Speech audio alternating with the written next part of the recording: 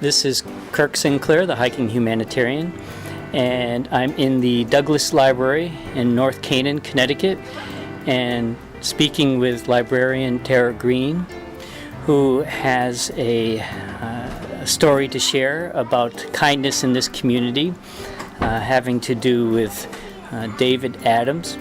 And so, Tara, I have a few questions. One is, how did you come to know Dave?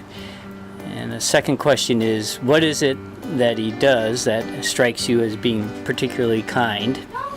And then the third question is, why do you think he does those kind of things? So let's start off with, how did you come to know him?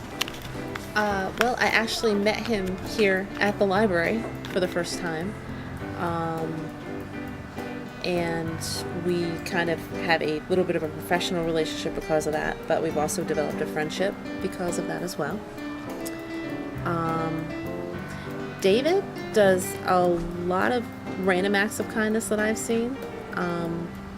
One of them being for a patron, and I found out about this later, many months later, during that very bad winter 2 years ago. She needed her roof shovel, and her pastor actually put her in touch with him, and he went out there with his crew and took care of her, just because, no charge, which I thought was very kind. The second thing that I would say that I've noticed that he does is he does coach youth sports, which is a very time-consuming thing that you do when you don't have children in that sport. Also, I think is kind of noteworthy. This year he sponsored the Little League opening day ceremonies. He sponsored free hot dogs for the opening and closing day ceremonies also, which I thought was very generous.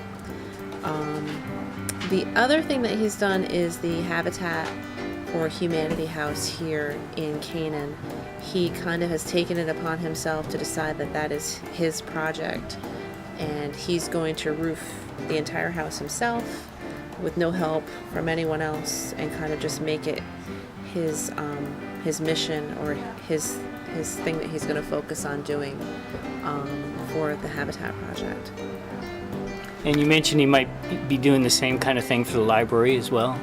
Yeah, we have a little area here that needs a repair that he obviously jumped in and said that he would be happy to help with, so. And why do you think he does all these things? That's a good question. I